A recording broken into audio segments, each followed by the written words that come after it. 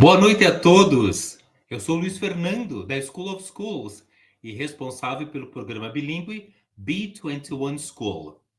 Hoje, no SoS Família, vamos falar sobre um tema que afeta cada vez mais famílias e escolas: a saúde mental em crianças e adolescentes, desafios e caminhos possíveis.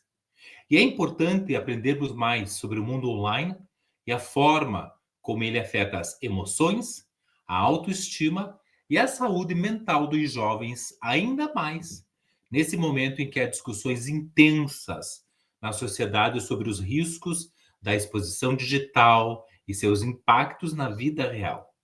Esse contexto reforça a urgência de unirmos força para entender, prevenir e agir. E para essa conversa, estamos com um link direto da Austrália, 13 horas à frente de nós.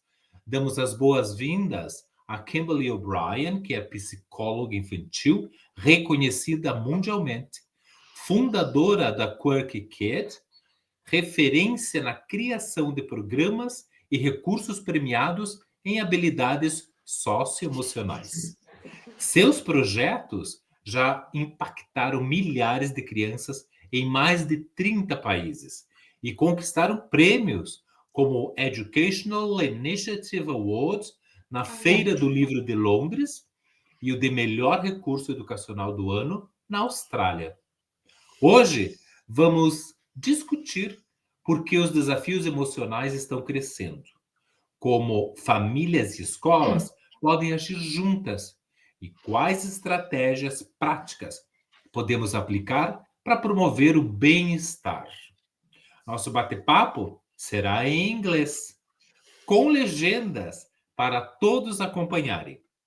From Australia, good morning, Kimberley. Thanks for being here with us tonight in Brazil.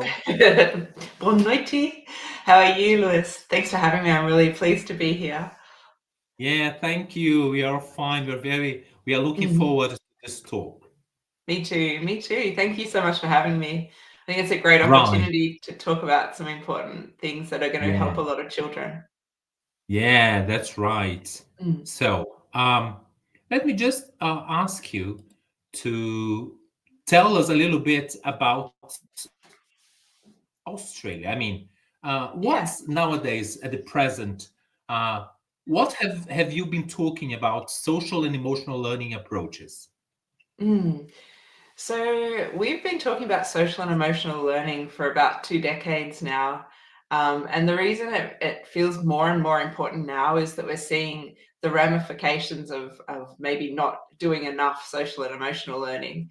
So since COVID, we have a lot of young people that are doing homeschooling, that are opting to not go to the classrooms. And so there's definitely higher anxiety when I'm working at our clinic. We get a lot of referrals for anxiety.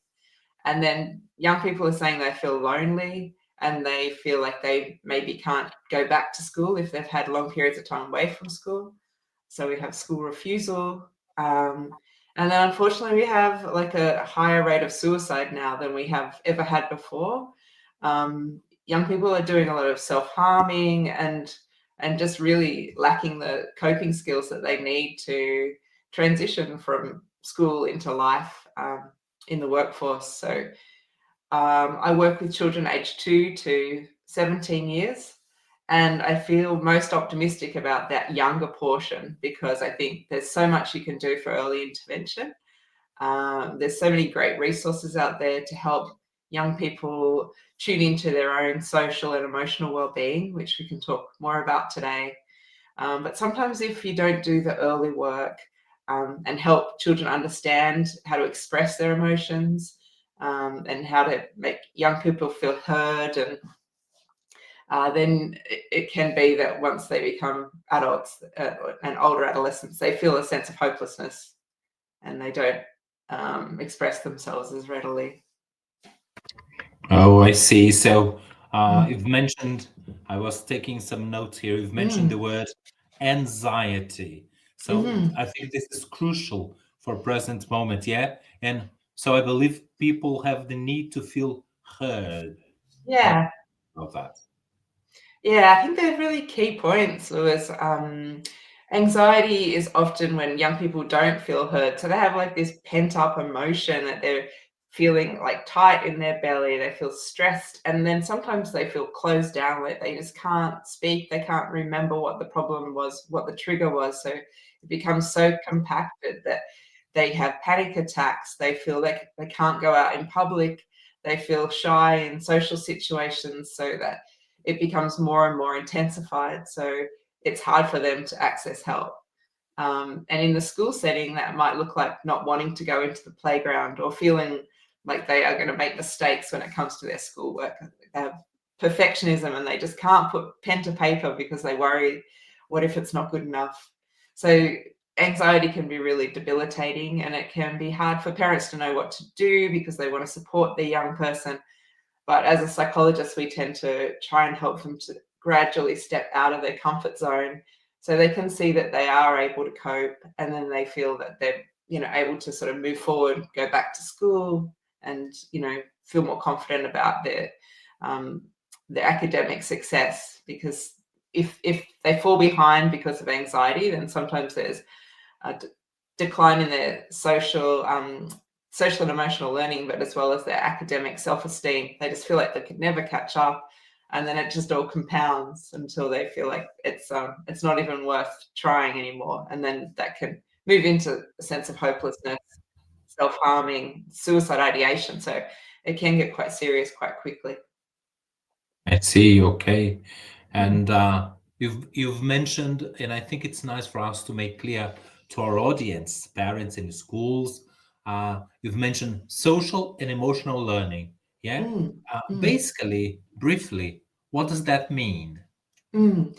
That's the when so there's like self-awareness, knowing how you want to express your emotions. So I use the example of like a toddler or a child aged 2 to 3 years that's maybe smacking the wall or screaming and unable to express themselves using their words. So when you increase their social and emotional learning, they're able to use their words and say, I feel frustrated. I don't want to eat this food, or I don't want to go to bed. Once they're able to use their words, then their parents can say, look, I understand how you feel, and really just start to help them to cope with those transitions, for example. If there is no social and emotional learning, then often parents and teachers will close down those emotions. Like they're not interested in helping the young person express those feelings, and so when those feelings are closed down, um, it just becomes impossible to manage those big emotions. So as a teacher teaching social and emotional learning, you're teaching self-awareness and understanding of, so a social awareness as well. And that yeah, there's quite a lot of theory around it and models that you can follow, but in basic terms, it's using words to express your emotions, and then helping a young person to feel heard, and giving them strategies around managing their own emotions in a appropriate way. Oh, great. I Mhm. think that sums up quite nicely for us. So Mhm. it's using words to express our feelings. Yeah. And okay, and you've mentioned parents. So as a Mhm. parent, how can you recognize a school with Mhm. a good social and emotional learning project, for example? Mhm. Mhm. So often schools will have a reputation, and it comes from the way they manage issues between students, and sometimes they'll use a lot of discipline. And if the parents are invited into the school, they might feel uncomfortable. They might feel like they don't have a sense of belonging, no roles and responsibilities. But on the contrast, if a parent walks into a school where there are really friendly people working at the office, they use good eye contact, they use greetings, and it just feels very warm and welcoming.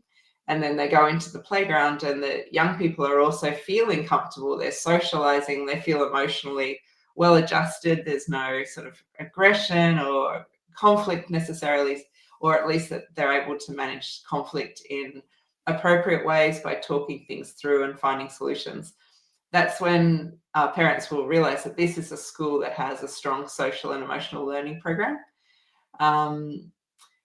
Schools should promote that as well, because it's so important when it comes to a young person's learning. If they don't have a strong sense of social and emotional well-being, then they're probably not getting on so well with their peers.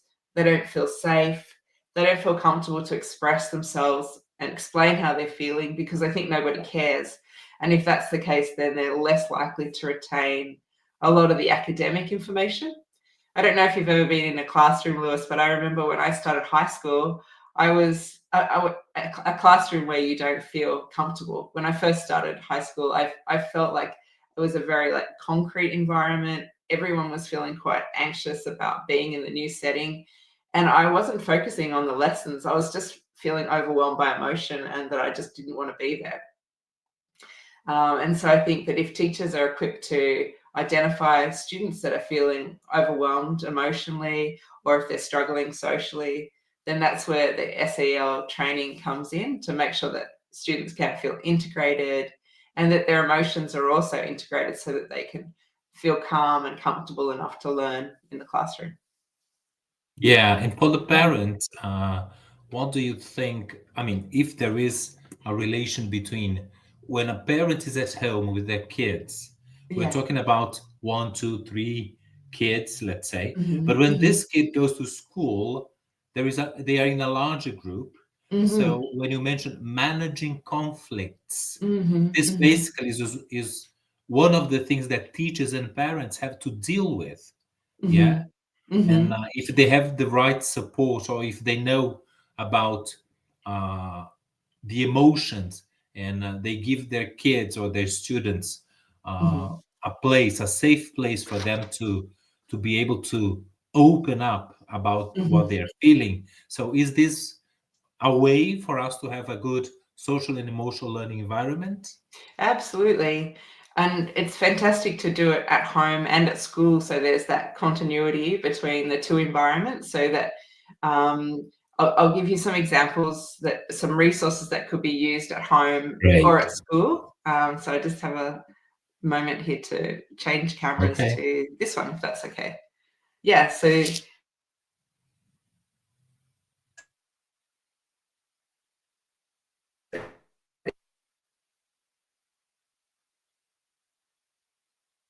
Kimberly, we can't hear you. yeah. Uh, So oops. There's 35 different facial expressions in here, and they have all these different feelings. So you could ask a young person to do this activity. These are some examples of the different facial expressions, and just say there was a conflict at school. You might do an activity where you do 3 boxes, like so. And this is what happened before, during, and after.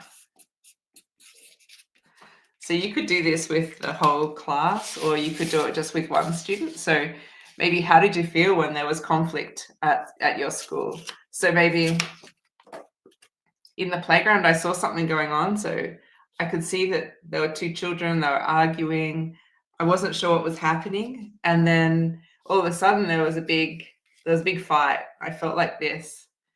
And then maybe afterwards, the teachers managed to resolve the conflict, and I had to go and explain to my parents what happened.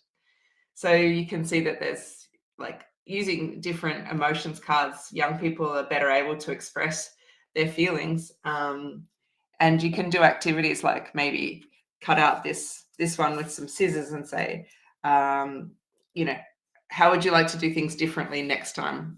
What are some other things you could have done? Maybe you could have gone to tell the teacher, or you could have, tried to find a solution to the conflict. That's just one way. Or if there was something at school, maybe around a school disco, how did you feel when the lights went out at the disco?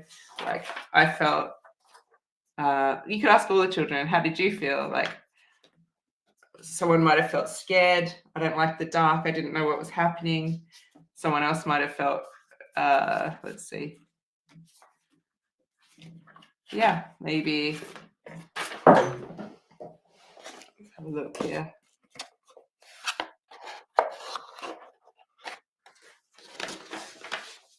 Yeah, maybe it was kind of fun. Maybe for others, they're feeling more like it was really fun. I enjoyed it when the lights went out. So just different ways of expressing emotions using visuals. And you could also, talk about throughout the day. So maybe this is like 8 a.m. when you wake up. How did you feel then? And how do you feel at like 8 p.m. when it's time to go to bed? So you're sort of tracking your emotions throughout the day from here to maybe here. And then, maybe this one.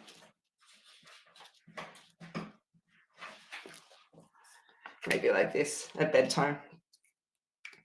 So by doing this, you can also understand that emotions go up and down. So yeah, certain times of the day when you might feel more emotional than others, and everyone feels different based on different events. So there's sort of ways to get the conversation started in the classroom and to really appreciate different perspectives, and to ensure all perspectives are heard.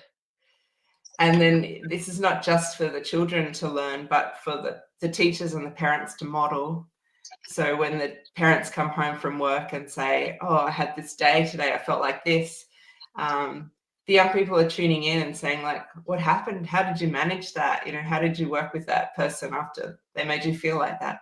So you're always explaining how you find solutions and how you overcome some of those emotions to cope. So it's all around developing coping skills and resilience.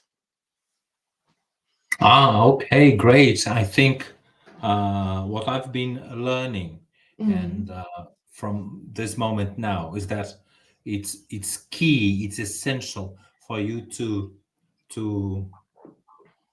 talk about your emotions, talk about how you feel, and when you make use of cards and for them to open about their feelings, because this is what happens when we are, for example, when you are teaching a foreign language, an additional language. Sometimes the students don't want to talk about themselves, but when you say now you are a celebrity, and then they talk about themselves, but through a mask, which is a celebrity. So when you use the cards, they are making it clear how they are feeling, but in a way, it's not them talking about it. So I think there is this a very nice approach. And when you say that emotions go up and down, it's also important for us because is it okay for and this is a question for parents and from parents and from school, is it okay for a child to experience lots of emotions throughout the day, and when they go to bed, is it always essential that they go with a very positive emotion and go to sleep? And how do you deal with that?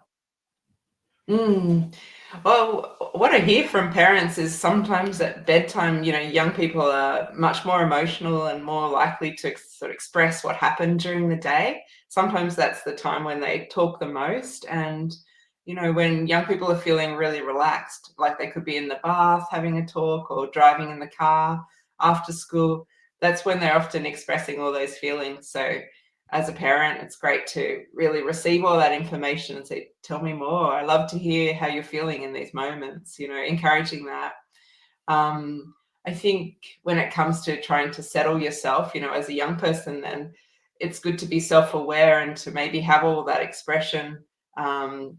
And then to go into your, so if you do that before bed, then to have some strategies where you can settle yourself. So you, as a parent, boosting independence. So they might have some nice music, things to help them to switch off their brain so that they're not still processing things at 11 p.m.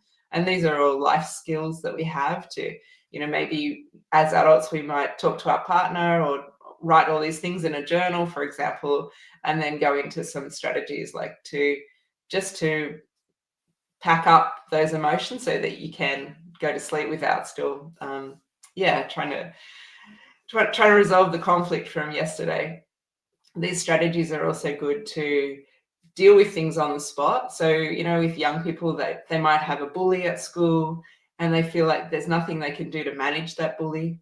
So we encourage them to maybe make a note about what happened today, what time, where did it happen, which teacher did you tell? So they have a logbook of things that have come up. And then if nothing's being resolved in the playground, they can write or go to the principal at school and say, I've spoken to these teachers this many times. We need to find resolution as a school. Like well-being is a school responsibility. So instead of trying to put out spot fires with this little incident and then that little incident, I think teachers need to address it as a whole school to say that we're here to resolve conflict. We're not going to put up with bullying. And these are the strategies we're going to teach the students to overcome those moments in the playground, so that the students feel like they're within a community that really cares, and they don't have to just hold it all in, because if they keep pushing down those frustrations, they have less and less tolerance. So the next day something happens and then they lash out and react like physically. That's on us as parents and teachers, because we didn't give them the opportunity to express those things using their words and then support them to find a resolution, which is how SEL works. Yeah, great. So, if I could say, we are dealing with lots of shame, vulnerability, and if kids or our students have a safe environment where they can express themselves, this is wonderful, right? So, parents and teachers should have the strategies, yeah, for them to be able to deal with all of that, because you mentioned bullying, we have social media. I don't know about Australia, but here in Brazil it's a big issue. Yeah. Okay, yeah, for sure. It's probably, there's so much cyberbullying and children are logging on and becoming quite addicted to checking like TikTok and things like that late at night, which is impacting their sleep and impacting their self-esteem.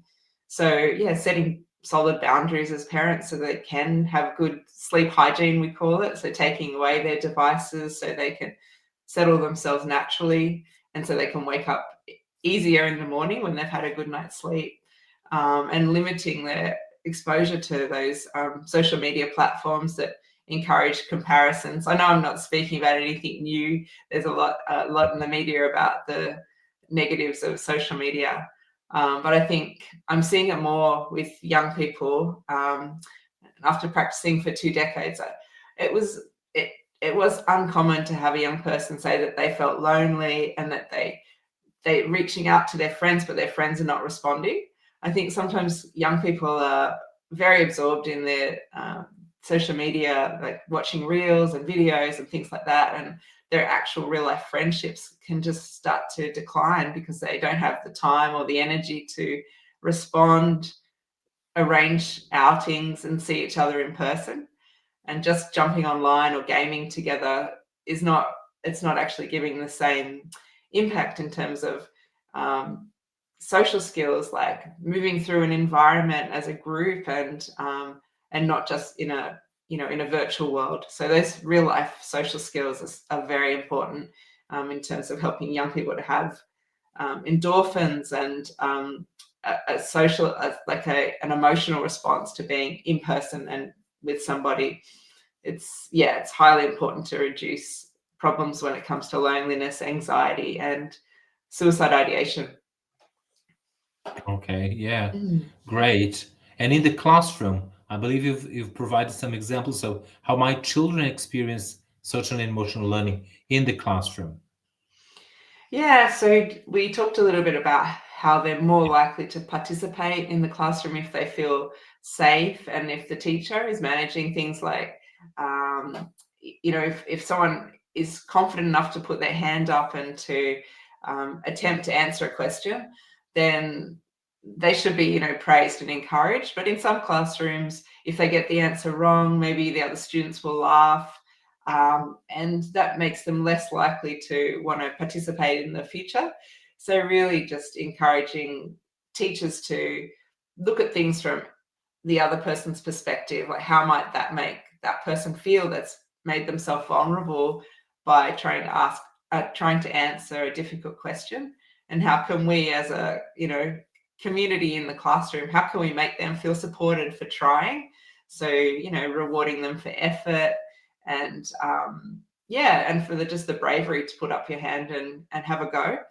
Because there's so many different environments out there when you walk into different classrooms. And I know from doing observations in different schools and watching kids in classrooms and playgrounds, like some young people will be in their element and I feel like there's a lot of humor in the classroom. The teacher is managing behavioral issues in a way that makes everybody feel safe, and not raising their voice, not using punitive or punishments and things like that. Just really just basing their whole approach on social and emotional learning, so around respect and self-awareness and social awareness. And when you're in a classroom like that, you see a lot more participation, and when kids are having fun, they're just more likely to retain that information. So yeah, I think it's really up to the individual teacher to make sure that's an essential foundation in their classroom, because the kids will love it and they'll remember it for a lifetime. Yeah. Mm. So let me say that the more you get involved with all these strategies, and then with the teacher being aware of how to be a good listener, how to maybe pick up some conflicts that are going on, and then have some time aside to talk about them. And then at home, parents also be interested in how their kids are coping with everything. So you believe that a school that has these approaches and the correct training, do you think it's a nice way for us to be equipped with the tools that we need to provide kids with this approach? Yeah, absolutely. And I think that's a good point that you make around that connection between teachers and parents. Like, having a positive school community requires good communication between home and school. I think it's easy to feel isolated as a parent if you're working long hours and your young person's at school for that time. You kind of lose track on what they're doing and how they're feeling, and there's so much ground to cover. So I think having events between schools and parents really just ensures that parents feel like they're part of that community too. And like, parents also need to have a role or responsibility at the school to make sure that they feel like they belong. So if it's at an event where there's a barbecue and someone's cooking the barbecue, someone's handing out the serviettes or napkins, someone else is welcoming people out the gate, and everybody has a role. Like, that just gives the social structure that we as humans need, because if you're in an environment where you don't go very often, and then there's groups of people socializing and you don't know them well enough to go and join that group, then it might feel easier to just get on your phone and go back to the car. So a healthy school community will give the parents and the kids roles and responsibilities, so they're all contributing. They know what to do and how to do it, and that just makes them feel like they belong. So yeah, that's super important. So I think you've mentioned how it all makes a difference to the learning outcome, right? And I mean, do you think that we can start at home, and then being able to recognize these patterns and be able to talk to the kids and listen to them? Do you think this is an easy way for us to start? How would we start doing that? Great question. So I have an example here of a self-assessment that young people can do just to even really understand where are they up to in terms of their social and emotional skills. So I might share it if that's okay. Yeah, good. Yeah, so Let's see. this is our program. It's called The Best of Friends.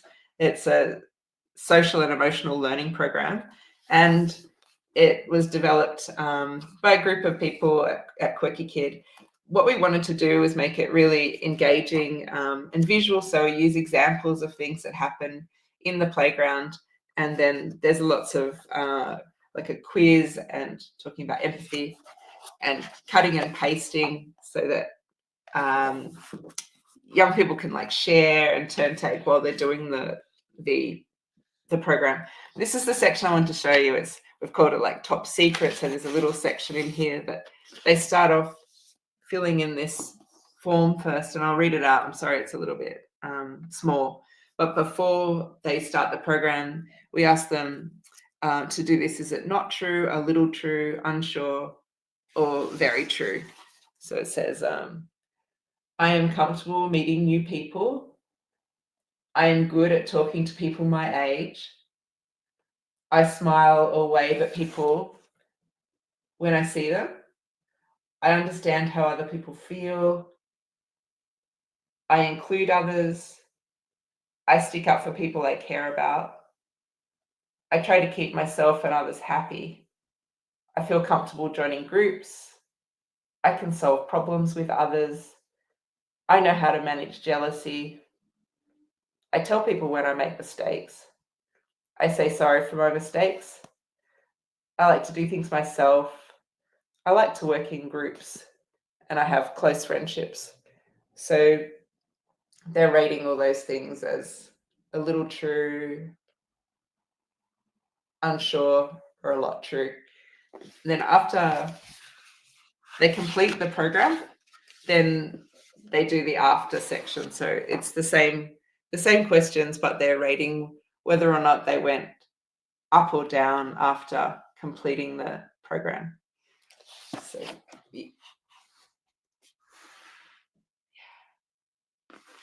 this is just these are just some examples, Lewis, of how we ask young people to rate themselves, because it's sometimes hard to know, like, am I good at social and emotional skills? Like, how would I rate myself? And I think that if you have practice in a social setting, you will know how comfortable you feel. And then there are opportunities throughout the program to increase your confidence in social situations.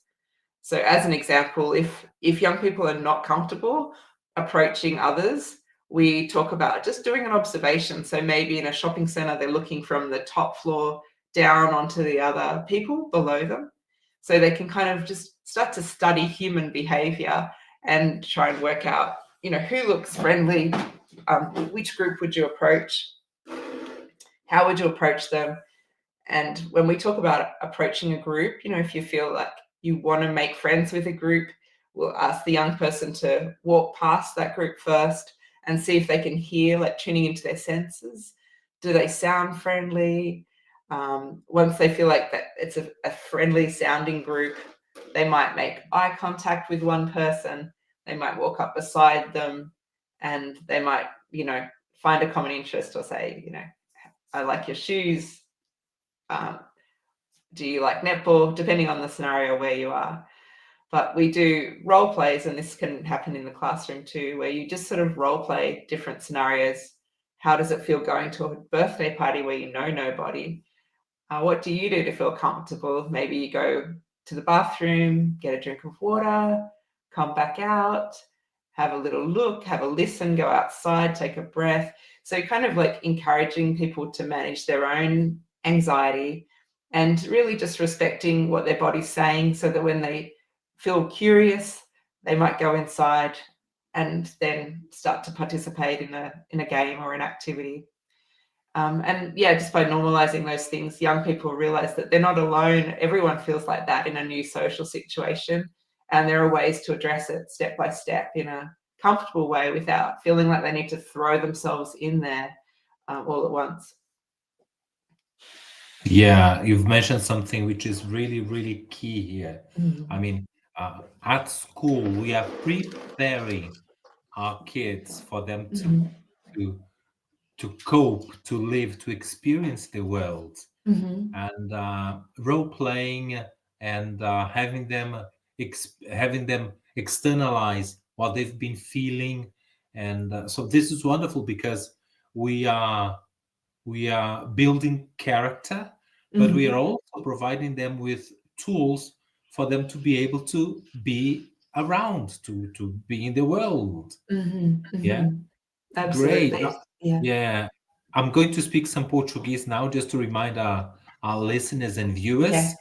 Estamos aqui com a Kimberley, psicóloga australiana, que fala muito sobre habilidades socioemocionais, que clinica lá numa cidade perto de Sydney, e estamos com o SOS Família, trazendo esse momento para vocês de como quais estratégias a gente pode utilizar em casa, na sala de aula. Então, é a School of Schools, trazendo esse momento importantíssimo para os nossos alunos, para os seus filhos, para todos que estão envolvidos no processo educacional. And Kimberley, let me ask you a question. If you had to choose, one important action and one only uh, to make the social and learning approach at schools, to make it, the top one, the top notch one, what Mm. strategy, what would you say to our teachers here? Mm. I think probably tuning into your senses and listening to the environment.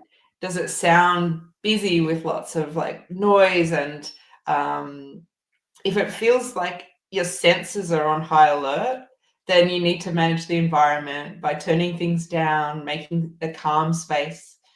Even if it's like bringing in some nature to the classroom, like a bunch of flowers every morning, making sure that things that are plastic and not environmental, like maybe putting like a beautiful tablecloth down so that the young people feel like this is an environment that you love and that makes them feel like physically relaxed and comfortable and ready to enjoy like a fantastic day together. So yeah, just being really thoughtful about the physical environment so that the young people don't feel overwhelmed. They don't need to wear headphones and feel like they need to take regular breaks. If your classroom is like a little haven of, like having sensory toys and maybe a calm space for them to go if they do feel overwhelmed, like a reading corner with some lovely cushions, not too many bright lights, having natural light if possible, open windows, and making it feel like a place you'd love to hang out in for hours. I think that's a really good start. Okay, so Mm. the school has to be a place that kids want to go back to every Mm. every day, right? Mhm. Yeah, and I think, like, if your environment is limited and you're thinking, "How can I possibly make that happen in my classroom?" Then, thinking about how to go outdoors and encouraging, like, the children to engage their senses. So you might be able to find some soil for them to take off their shoes and really, like, ground themselves in nature. Maybe it's a vegetable garden, something that makes you feel calm so that you can explain to the young people, like, this is where I feel really calm. This is how I calm down between my lessons. I take some deep breaths. I listen to the birds, for example, and then I go back and I feel ready to teach. So sharing your own coping skills in a busy environment also encourages young people to develop their own like top 5 things they do to calm down, so they don't feel overwhelmed or they don't get to the point where they're throwing a chair or raising their voice because they are unable to manage their emotions or regulate their emotions. And they don't feel like their words matter. So if you can do that, like create an environment that's super comfortable and they have coping skills, the students have coping skills, and then they use their words to express themselves and you help them to find solutions, I think then you're winning as an educator. Yeah, when we Mm, started talking tonight here, tomorrow morning there, mm, we mentioned the word anxiety, and mm, anxiety is the you don't have control of what is to come next, so that's why mhm. you get that horrible feeling. Yeah. So I was thinking about mindfulness strategies where you Mhm, focus on the present moment. Do you think that mhm. helps as well? Yeah, I think that's good. I think visual, making things visual, I think is helpful too, because if you have exams coming up and you have assignments due, and it's all kind of piling up in terms of your memory, you're getting overload. You have so much to remember and so many things to do in the future. I think if you can help young people to put these on a visual timetable, to say we've put that down, you can see it, you know how many days until that's going to happen. Um, those kinds of strategies are great for young people with like ADHD, attention deficit disorder, when they feel overwhelmed. And all of these strategies, they call them like, strategies for neurodiverse children. So those with autism spectrum or ADHD, they'll often have extra or special provisions, but I think that these kinds of visual resources are great for all kids. So that if you have, even in kindergarten, a visual plan for what's happening today, and you intend to go outside and play football, but because it's raining, we can't go outside today. So you take the football picture off and you put, you know, reading in the library instead, or going to watch a movie, so that they can sort of track, okay, this is my day. I've got learning, then lunch, then a movie. It's all very predictable. And that's what reduces anxiety, exactly like you said, Lewis. If we know what's coming up, we can prepare for it, we can look forward to it. But if there's lots happening and it feels really unscheduled, then we brace ourselves for the next thing. Yeah, Mm. wow, Mm. wow. This has been quite a journey. These 40 minutes, Mm. and we are coming to a wrap up now. Mm-hmm. Mm-hmm. So, Kimberly, would you say Yeah. that when a school decides to join, uh, let's say, a partner that Mm. has that deals with social and emotional learning strategies, that Mm. brings it to the material, that trains the teachers on how to use those materials, and that's a win-win situation, right?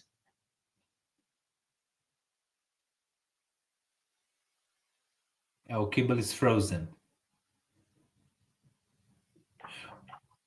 Okay, did you hear me? Unfortunately, it just glitched. Hopefully, you can edit that out. But I didn't hear you. Okay, No. right. I was mentioning that if a school joins a program or has a partner that talks about social and emotional learning and strategies to use in the classroom in English and in Portuguese, and Mhm. trains the teachers on how to use these strategies, do you think this is a win-win situation? Yeah, I think it's just going to make the school well-rounded. So you don't have a school that's all about academic achievement, where kids feel under pressure and parents feel like they have to put their young person under pressure to, achieve academically. I think obviously that's really important. Like, I value high academic achievement. But I think that if it's in a well-rounded environment, you have all those other things that are also happening, like great friendships, a young person that can express themselves and resolve conflict easily. Um, and I think all of those things are complementary. So just like you'd love to have a well-rounded, or a child who's an all-rounder, in that they love doing sport, they have great friendships, and they are highly academic. They can speak two languages or more. Um, a school should be providing all those things, because that just makes us well-rounded individuals.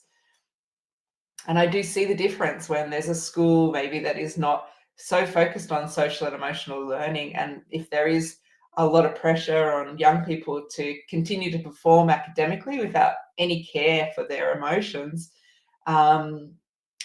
we see burnout.